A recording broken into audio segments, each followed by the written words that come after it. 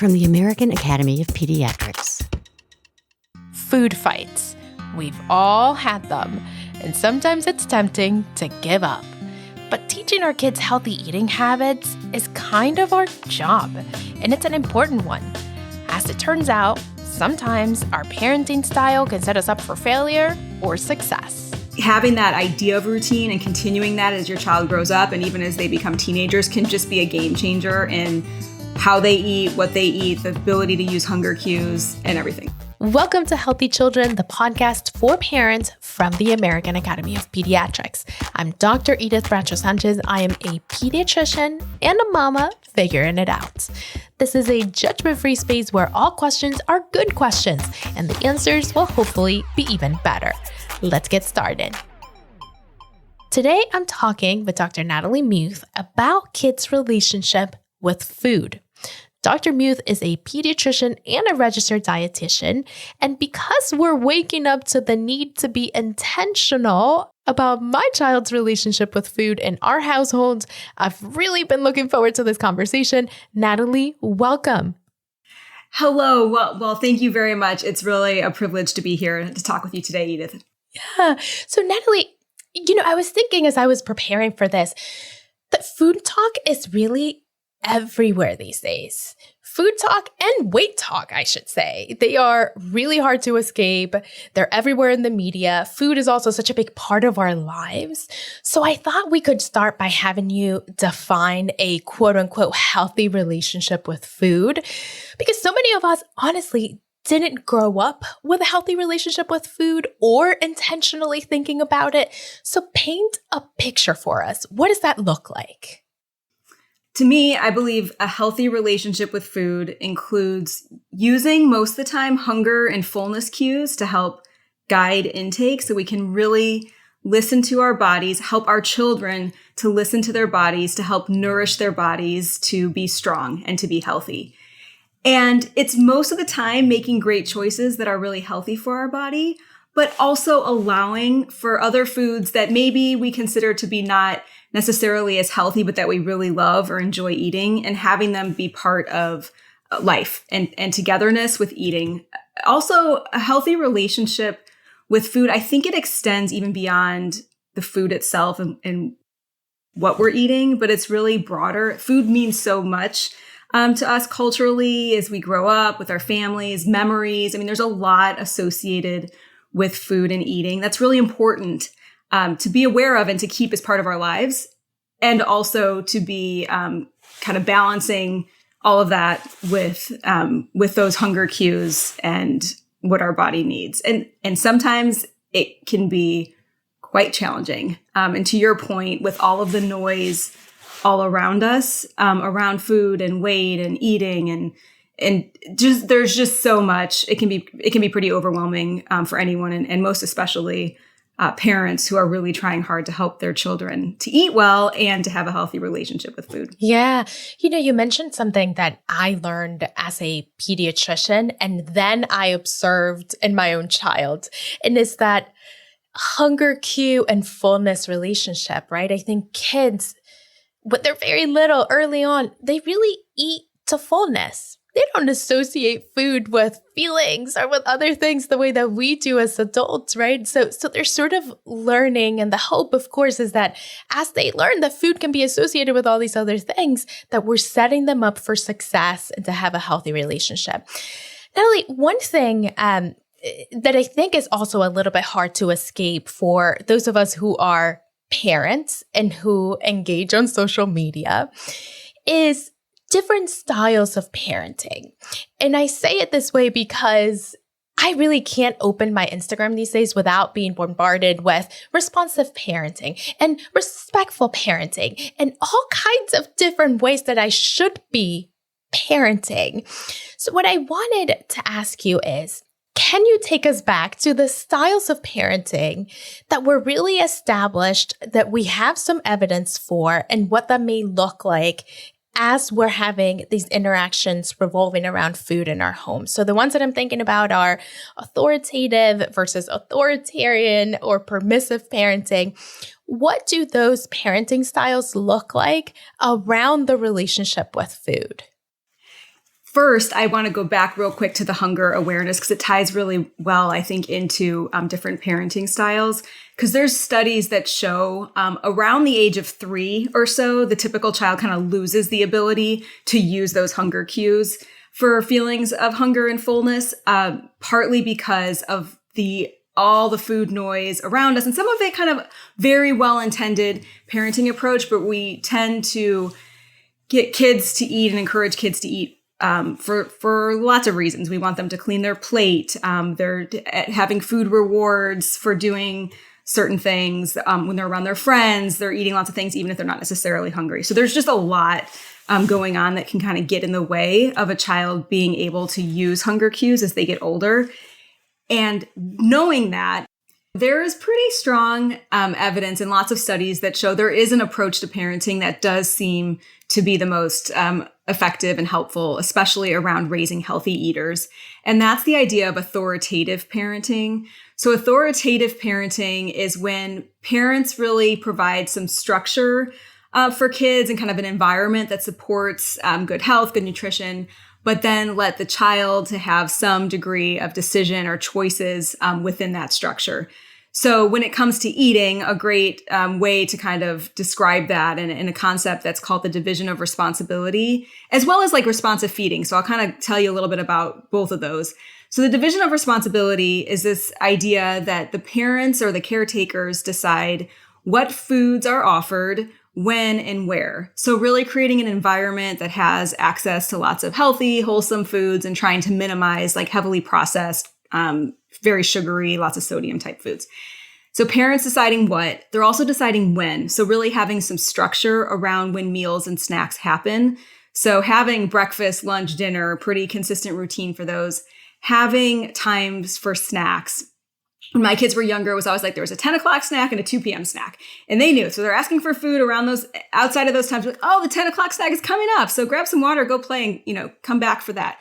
It helps kids to really have some consistency, and it helps to avoid lots of grazing and extra stuff. So parents deciding what and when and then where, trying to have a place for eating. So kitchen table or wherever is available to like sit for a minute and just have it be, this is where we eat, trying to not eat on the run, trying to not be just snacking or grazing all day, in their room or whatever.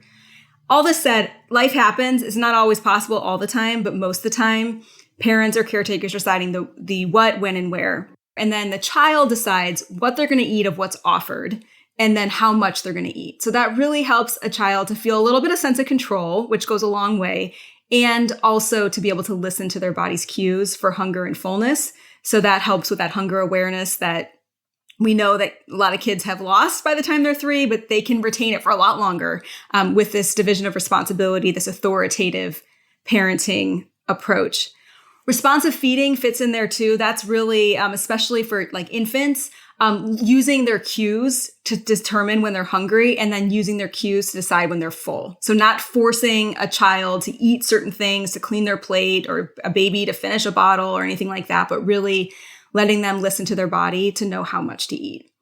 This approach goes a really long way in raising healthy eaters, and starting it from infancy and toddlerhood and continuing the authoritative parenting approach throughout a child's upbringing can really help them to continue to have a healthy relationship with food, to eat healthfully, to avoid mealtime battles, and it's a win for everyone.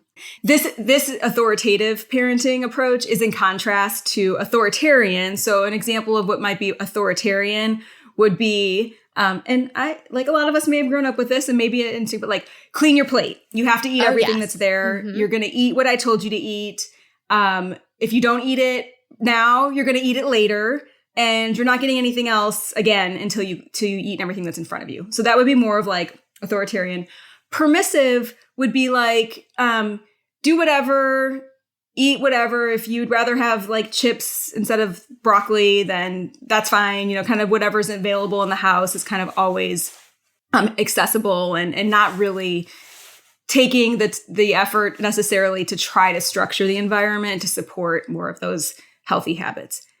In real life, we're probably all, to some degree, a combination of those things, but aiming towards that authoritative approach is where you've got the best shot, at least based on all the science that we have. You got the best shot that at the end of the day, you're going to have a kid who's got a healthy relationship with food and is making pretty healthy choices. Yeah, I love that. And I love that you say that at the end of the day, we're all probably a combination of these approaches. Because, I mean, to be honest, on days that I have rested, on days that I'm caught up on work, on days that I'm feeling good, I'm so good at the structure, at the letting it be, at the, not begging my child to eat, which I really, really try to avoid because I feel that, that just creates a whole dynamic around mealtime that is completely unsustainable and backfires.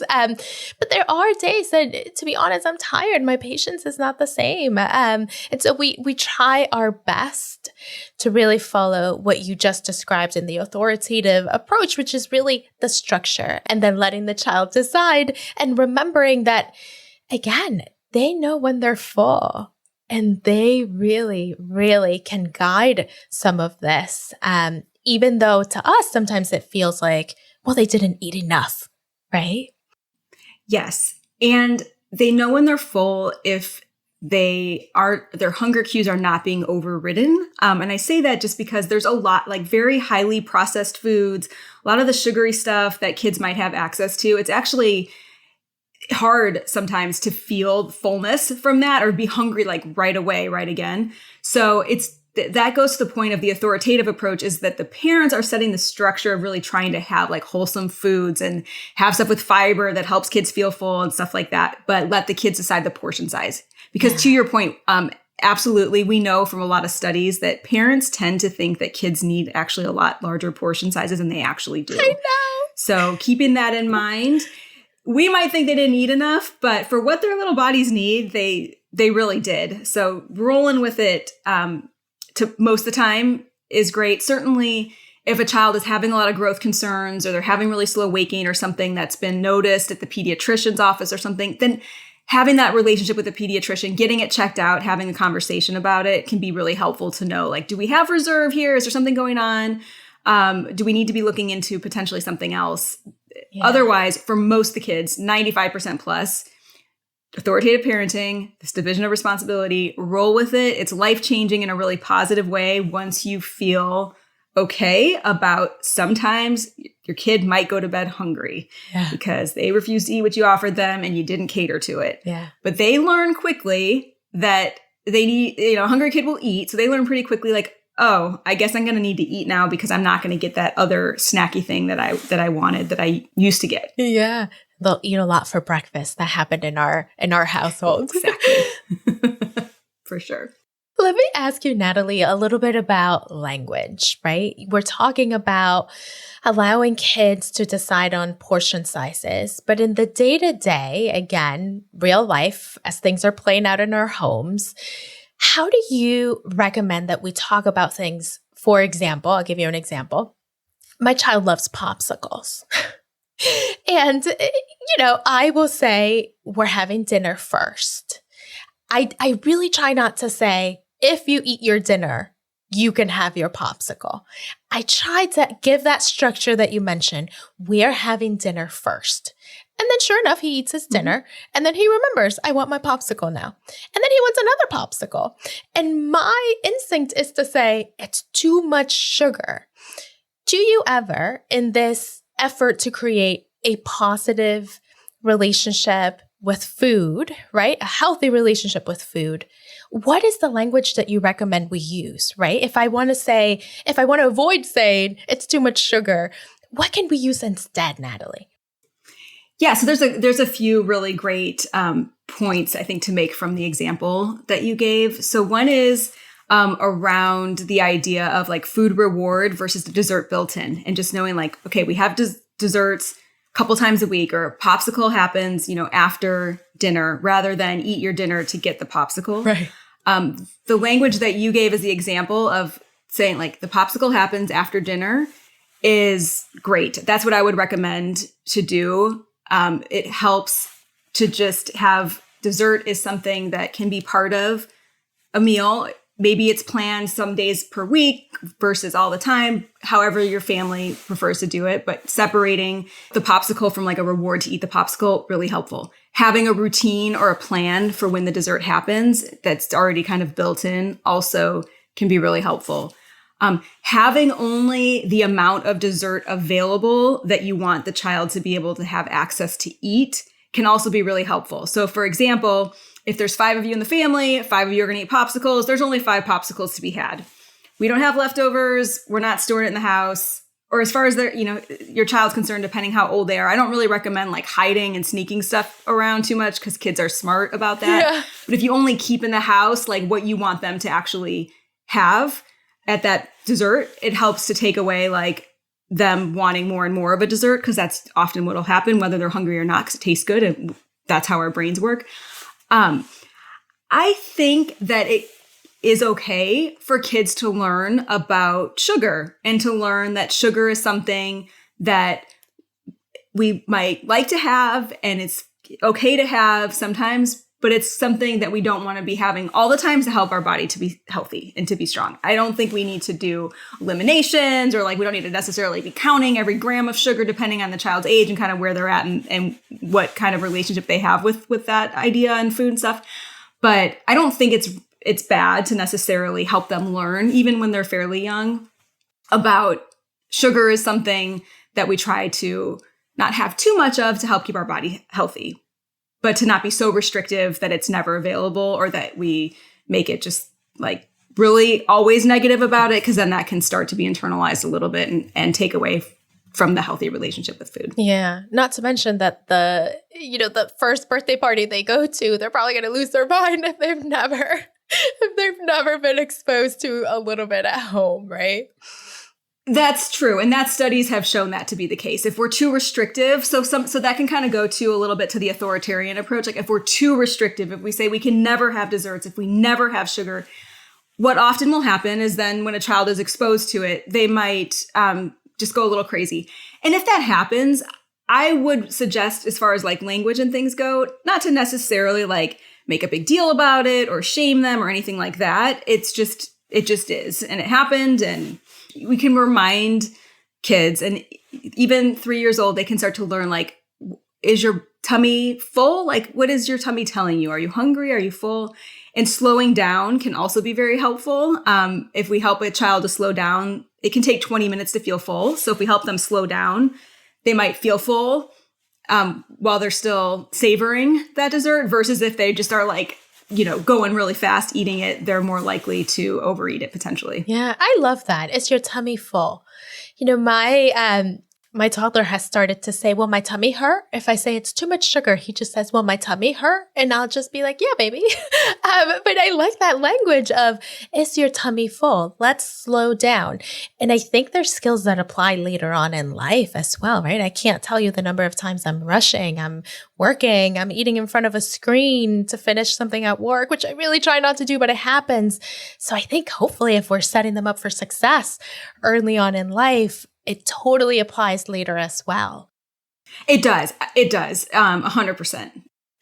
Natalie, I also wanted to ask you, what are some signs that we should look out for that would tell us that our child has developed a potentially unhealthy relationship with food and we may need a little bit of professional help, or more professional help, I should say?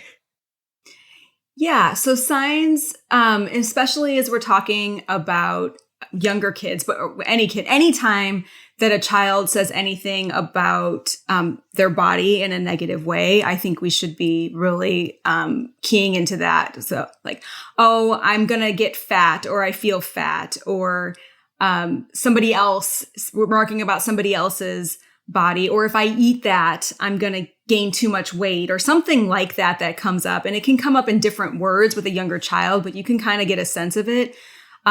Also, if there's any sign that it seems like a child is purposely not eating something because they're worried about some ill effect it may have on them. If we're talking about younger kids, because they're not really old enough to really understand that yet. So that's like internalizing language maybe that they've heard from someone else. So if they, I won't eat that because it's going to make me gain too much, make me fat, as some might say, or something like that, I would be concerned about that and try to explore it a little bit more. It really depends. Different things will come up at different ages for kids, but I think that parents probably have in my experience as a pediatrician and talking to a lot of families about this and doing a lot of work in the areas, with weight management things, I think parents have a pretty good sense for understanding, like if you're listening, when things come up out of your child's mouth or their behavior that makes you think that the relationship with food may not be so healthy anymore. It can also be the other way too. Like if a child is eating just a very, very large portions of food, more than you might expect from a child that age, I'd be careful of what you say to them. I wouldn't shame them for it or remark too much, but noticing that can be a sign too that there's an unhealthy relationship and that there might be a lot of stress eating or emotional eating or just binging type behavior that might be going on. Usually you're not seeing that quite as much in a pathological way, I guess, in younger kids, but it is something to kind of key into. Yeah. And I love that you mentioned the other spectrum too, right? We tend to think about kids that are restricting, that are labeling, that are avoiding, but the other types of behaviors, the overeating, we should be noticing as well. And the not shaming, Natalie, the not shaming. And being careful about the language that we use as parents. In our household, I'll tell you, we don't use the word fat. We don't talk about weight. We just don't. That's just not how we talk about food. So it's that intentionality, right? Natalie, to wrap up this conversation, which has been so helpful, give us your parenting prescription. What are the 2 to 3 things that you would advise parents to do to really work on building that healthy relationship with food? Thank you so much for having me. I've really enjoyed talking. This is one of my favorite things to talk about. So I'm really feel very lucky I got a chance to talk to you about that in this format. But a couple things that I would say as takeaways. One is as much routine as there can be, like the schedule and structure around meal and snack times. It makes a tremendous difference for a child and what they end up eating. And that routine that you start when they're toddlers, having that idea of routine and continuing that as your child grows up and even as they become teenagers can just be a game changer in how they eat, what they eat, the ability to use hunger cues and everything. So I think routine and structure around meals and snacks, really, really helpful. And along those lines, having family meal times and as often as possible. Life happens. It's not always possible to do, but as often as you can, starting with kids when they're 1, as young as possible, eating together and sharing food together in a positive way without the battles around it, having that healthy, balanced diet as often as possible is a game changer when they're little, but as they grow older too, they're going to eat healthier. They're going to have a healthier relationship with food and with their bodies. They're going to get in less trouble. There's just a lot of really sound science that shows family meal times are incredibly beneficial for children and families. And then third is really around just trying to enjoy time and food together, trying to have as healthy options as often as possible, but really involving kids in the process of choosing foods, growing foods, making it a fun experience, really helps that child to have a healthy relationship with food and just great for family bonding and strengthening the relationship with your child. You heard it here first, the structure, the having fun, and the family meals. Thank you so much for joining us, Natalie. It's been my pleasure. Thanks for having me. And thank you at home for joining us. If you like the Healthy Children podcast, please subscribe on your favorite podcast app and help us spread the word. Follow Healthy Children on Instagram, Facebook, and Threads at Healthy Children AAP, and be sure to visit healthychildren.org, the parenting website of the American Academy of Pediatrics. Healthy Children is a production of the American Academy of Pediatrics. Our creative team includes Ann Johnsos, Doug Nagel, Susan Stevens Martin, Laura Alessio, Jackie Ortega, Mary Claire Walsh, Hannah Weston, Kathy Jewell, Catherine Beard, and Garrett Brown. And our theme music was composed by Doug Nagel. We'll be back next week. I'm Dr. Edith Bracho-Sanchez. Thanks for listening.